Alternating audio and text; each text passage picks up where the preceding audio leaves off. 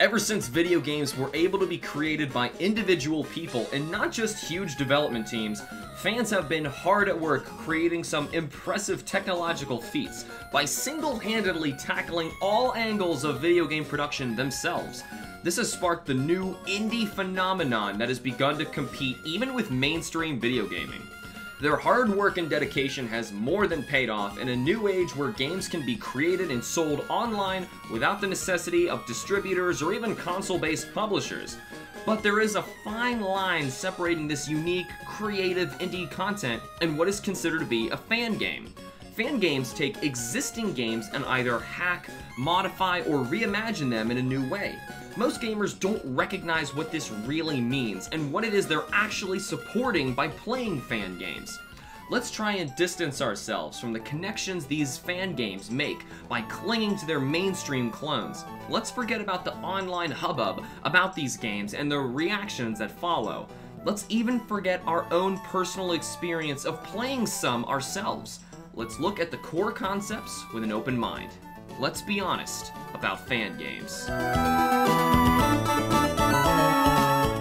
I personally get asked all the time why I don't support fan games. Generally, the reaction to my response is met with either confusion or stubborn insecurity. To better illustrate my point, I want to begin with an example that will help better educate the community in understanding what they're really doing when they promote fan games. Several of my favorite franchises get tons of fan projects created in their image, namely Metroid and Pokemon.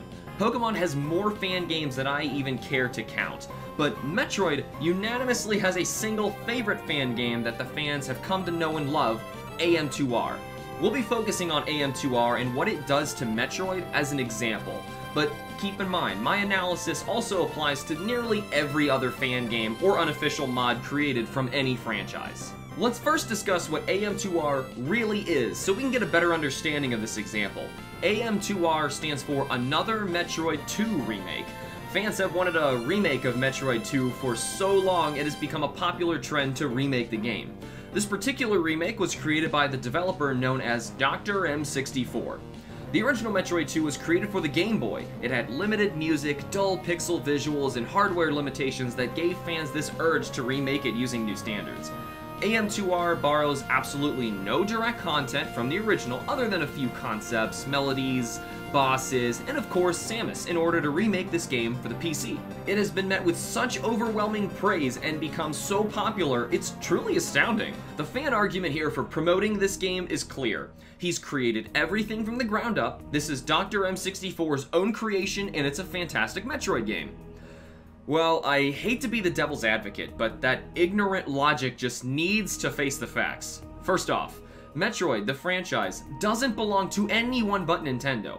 Had Dr. M64 gotten permission to create this title, then we'd be having a different discussion altogether. But he didn't. He has no legal right to create anything using the Metroid universe. He doesn't even have the right to remix music using melodies from other Metroid games, of which there are several in AM2R. Like I said, devil's advocate, but when it comes to legality, it's either black or white. So even if AM2R had everything created solely by a single person, it wasn't truly created by them in legal terms.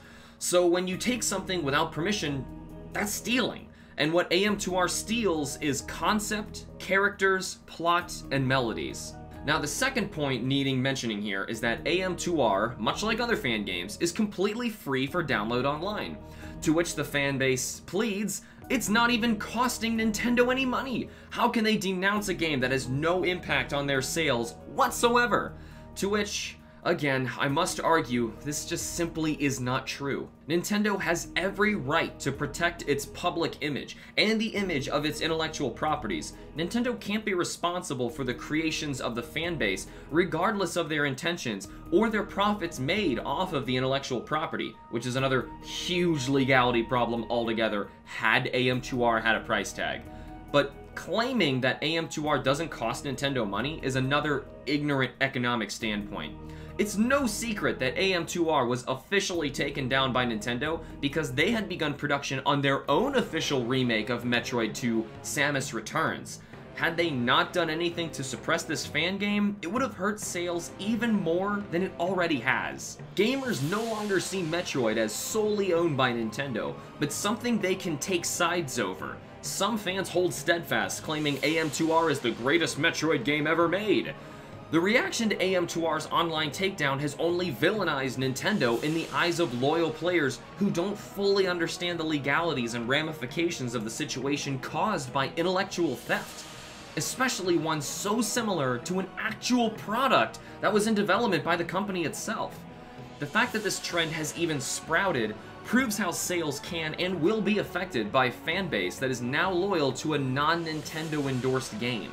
Now, I'm an avid Metroid fan, and I'm certainly no defender of Nintendo's business practices, but legality is something your opinion is irrelevant towards. Though AM2R is right up my alley, I can't personally justify endorsing something that I know will only demote the company who brought me the franchise I've come to love so much. I'm also an art professor who's taught several classes on video game development. I've met many talented minds itching to create the next big indie gaming hit, but I've also met many who simply feel uncreative. They're incredibly talented people, don't get me wrong, but they feel the urge to use intellectual properties as a crutch to build and not as creative inspiration like they should. This is what I find to be the biggest shame in what fan games are. It's not the legal bind they put creators into, it's not the accidental financial wrench they toss at the franchise they adore, it's their inability to turn experience into inspiration. Instead, they turn experience into another similar experience, something they're familiar with. Creative safety without ever learning to fly from the nest. To me, it's nothing short of a shame on all counts. A talented developer who unknowingly limits their own potential, harms their own franchise, misguides the fan base, and gets themselves into legal trouble to boot?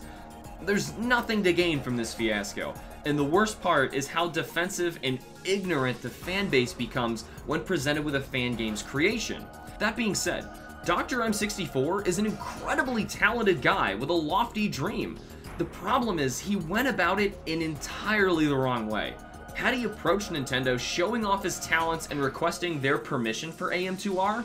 Who knows? He might have been offered a job to work on the official remake Metroid Samus Returns. A real dream come true scenario, but certainly not an impossible one. If I have any final message here, it's don't steal. You don't see Nintendo stealing from fans and using fan art to head their posts online. Some unofficial websites, on the other hand, may. But my point is, we need to respect each other's rights and properties. Ask to borrow someone's toys before playing with them. Don't let creative insecurity prevent you from being the next big indie developer. And most of all, respect the franchises you love by leaving them alone. It may seem counterintuitive at first, but it's a stance I can only hope you'll begin to understand. But hey, that's just if we're being honest. Hey, thanks for listening to me shout my opinion at you for this long. To help others find this video, leave a like and subscribe for more. Let me know down in the comments below which games you would like me to cover in the upcoming videos. Thanks for watching, and I'll see you all in the next video.